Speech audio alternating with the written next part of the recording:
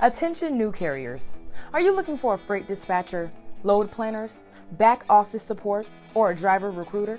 We are Dispatch My Load. We have over 7 years in the transportation industry and dispatching over 250 plus trucks today. We work with direct shippers, not just brokers, to put more revenue for your truck. Call our office toll-free at 1-855-207-1806 or visit our website at www.dispatchmyload.com. This is not a test. This is your emergency broadcast system. Yo, this is Thomas with Dispatch My Load. I am the Dispatcher King. I got with me Courtney Middlebrooks, my #1 GM. We're here to make your days better and make you make more money driving that truck up and down the road. Hey, eastbound, you got your ears on? About a few miles past that chicken coop around Yardstick 324, you got a city kitty taking pictures. Hello world, Courtney Middlebrooks, General Manager of Dispatch My Load. Welcome to the Owner Circle. We're here to teach you how to make money over the road safely. Let's go. Hey guys, I'm Courtney Middlebrooks, General Manager of Dispatch My Load. I have my assistant, Thomas, the owner. He's in the building, but he's not with us right now. We have John, or Johnny 3000. He's going to answer some questions for you guys about DOT safety. How you doing today, John? I'm doing well. How are you? All right. I am fine. There you go. Thanks, assistant. That's the attitude. We got to keep it organic. I have some questions, and I like to get some answers. I'm pretty much a student of what you do here. I was trained on dispatching. That's my background. I train a lot of dispatchers, but I would actually like to get more into the trucking and have more answers for some of our owner operators that we acquired. Sure. And for the ones that are following the channel that you're not working with Dispatch My Load, this is free information. We would like for you guys to be able to be as safely as possible operating your vehicle over the road. So my first question is, does a non-CDL driver and a CDL driver, do they have to have the same document management and bookkeeping in place? Yes. So pretty much anything over 10,000 pounds, you have to have your medical card on you. The difference between CDL and non-CDL, you don't have to take it to Georgia DMV or your state DMV, meaning you don't have to put in the system that you have a valid medical card if you're just running strict trucks. But everything else pretty much the same. You gotta do your ELDs, you gotta make sure you do your pre-trip inspections. You don't have to do drug tests. That's one positive thing, but it depends on the company. So if the company chooses to do the drug test, because you're not required to do drug tests unless you're 26,000 pounds and over. Some carriers prefer to do it because if you get on that accident and it's FMCSA reportable accident, you do have to send the driver to a random or post-accident drug test. So pretty much I will just treat non-CDL driver as CDL driver. Okay, that's great information. Because what I got out of that was, okay, well, this is my truck. I don't actually have to do this, but I'm looking at it. If I hired someone to drive my truck, right, I would probably want them to do that. Yeah, you will still have to do it because no matter if you're an owner, as soon as you get behind that wheel, you're obligated to all FMCSA regulations. Okay. Well, we figured out that there are 4 types of audit, and I would like to ask you about them. The NISA, or New Entrant Safety Audit. What are the required safety regulations? So pretty much I've been helping a few carriers with that. It's an easy process, and of course you gotta know what you're doing, but pretty much you're just gonna be uploading the documents of driver files, how many drivers you got, their names, date of birth, and good thing about that program is that you can do everything online. So you don't have to, nobody sits next to you, nobody checks where you're getting this information. How you have pretty much a month or so, you can get prepared, you can hire somebody to do it, or if you go to online, New Safety Entrant, they already have examples of what the documents are supposed to look like. So technically you can just, copy and paste or just get the right documents in hand. You gotta make sure you have drug testing policy, you gotta make sure that you know which drivers you have on the policy, which truck you have on a policy, and of course you'll have to upload your ELD documentation, which is your logs, bill of ladings, toll roads, fuel receipts, everything's gotta match. Okay. Why do they give us an audit in the first 90 to 180 days of the company running? FMCSA just want to make sure that all the carriers that are opening their own authority, that they're compliant, because there's a lot of carriers, and we're talking about 26 to 80,000 pounds vehicle that can do pretty bad damage if you don't know what you're doing. If you're just staying compliant, all FMCA wants to do that. We're safe on the road, and pretty much everyone to be safe. Okay. I got one question here from Happy Trucker 360 off of one of the social media sites that we follow. And he wants to know, can you expound or give us a little insight to the importance of decals, tags, markings, logbooks, so forth? What's the importance of having these things? There's a lot of regulations, but stuff like decals, right? They have to be at least 2 inches tall, and they do have to be the opposite of your truck's color. So the color is, you have a white truck, you can't have white stickers, so light gray stickers.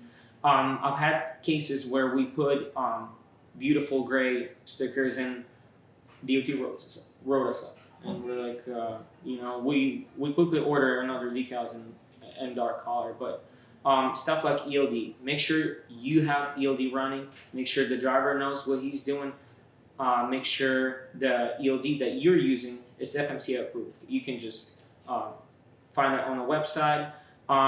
Equipment files, just make sure you know which truck's VIN number, tire size, make sure you have all the maintenance records. So if you change tire, if you did your alignment, PM changes, just store everything. The more information, the more DOT sees, okay, well, these guys are definitely taking care of their trucks. So it's kind of like you just need to really, really be thorough. And I always suggest take courses, guys. If you guys can, go to NACME.org. They take CDS, which is Certified Director of Safety courses. A lot of information, good stuff. I promise you won't regret it. You got to spend a little money, but trust me, it's worth it. It's worth all these points and all those audits or any further issues. Yeah, spend a little now to save a lot later. Definitely. Right. This is a personal question. As long as my driver is on my insurance, if his driving record isn't up to par, would that reflect on my audit? The DOT really looks at your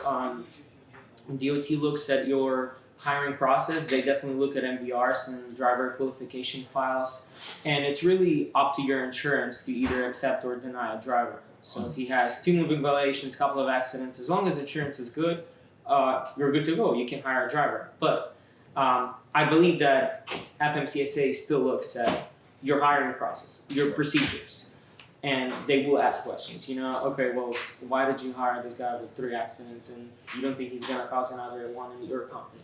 So really, there's no regulations, and as long as insurance is okay with it, you're good to hire a driver. But it's up to you to make a really smart decision.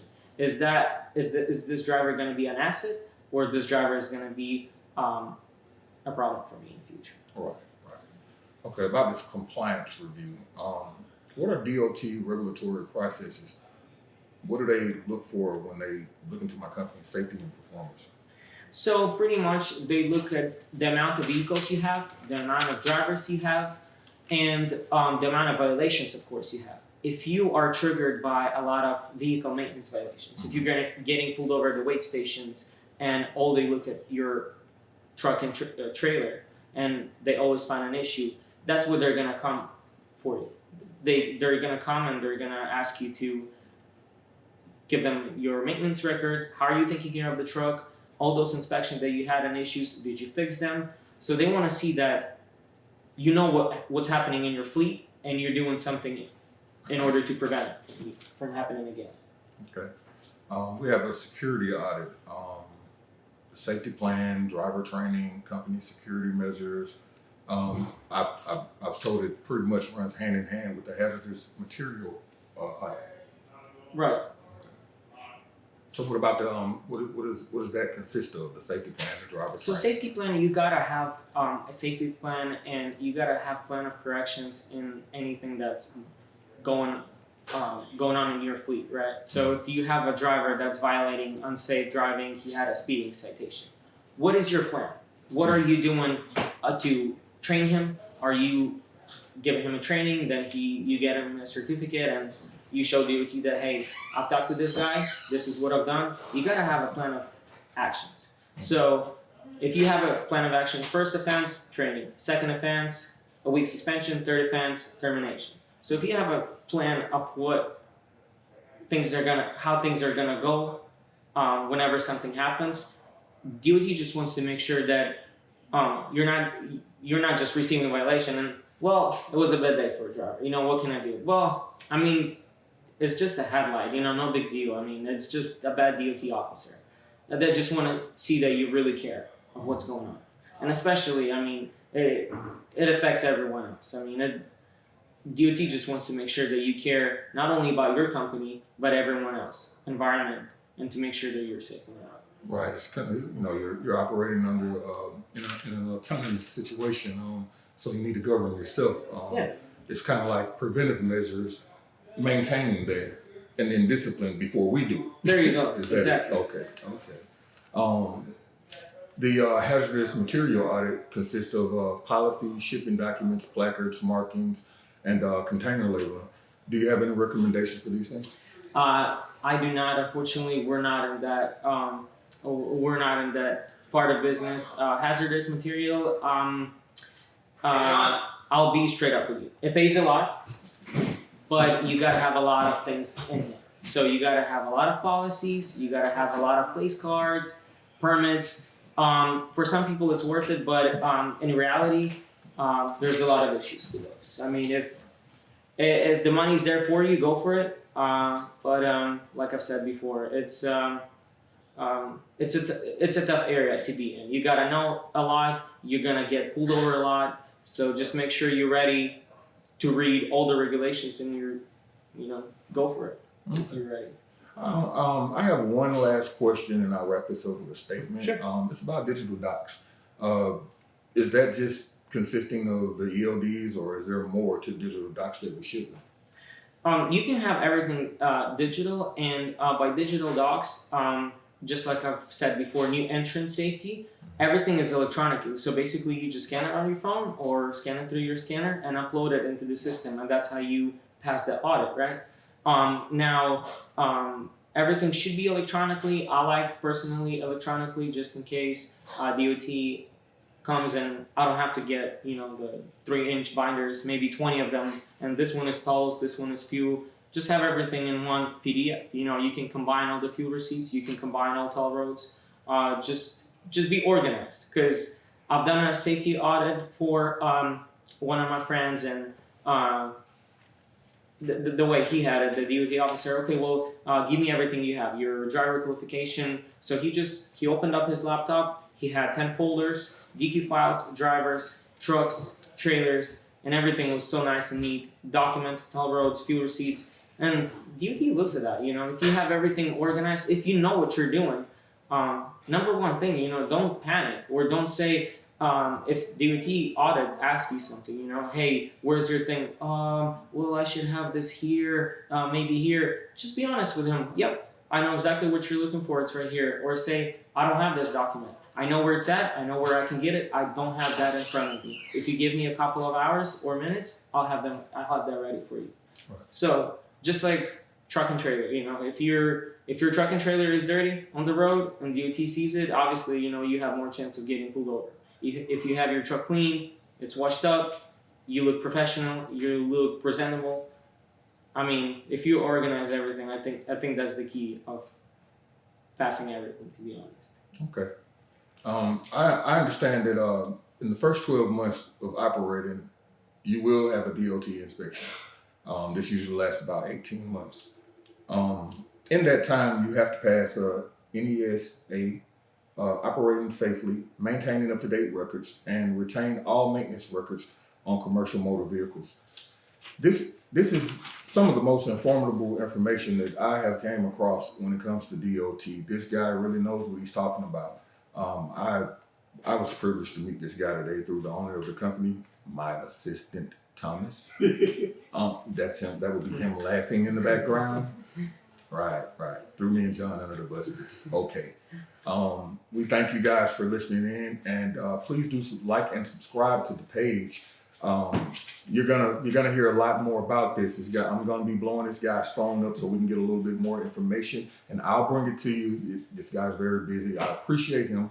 Let me not tell you I appreciate him. I appreciate you, John, for taking the time to help us to get the crowd going and get some information out there. Yeah, definitely. My pleasure. I always love to help new carriers because you might just think that you open up a company, you're running authority. Imagine you starting off with one truck. 20 years from now, you have 200 trucks just because you stayed compliant. You heard the videos, you went to meetings, you know all the regulations, and you're not just a company with one truck barely surviving. You're a multimillionaire company. Right. It's kind of like I can feed you for today, or I can teach you how to fish, and you'll feed you for a lifetime. There you go. All right. Well, thank you. I'm Courtney Middlebrooks, General Manager of Dispatch My Load. This is Johnny 3000. Hey, John, tell everybody about the company, about yourself, and everything else. Well, I've been a safety manager at MMM Express, like you see in the back. That's our logo for over 9 years. I started off being just a dispatcher, and just made my way to a director of safety. We're currently hiring drivers, owner-operators, company drivers. We have good benefits. We're located in Winder. We serve anywhere in the U.S., basically. Just come on in. We'll treat you right. And then just give us a call. It's 678-999-3308. You can hit extension 5 for safety, and you always have a pleasure talking to me. Thanks a lot. All right, guys, we're going to get out of here. This is not a test. This is your emergency broadcast system.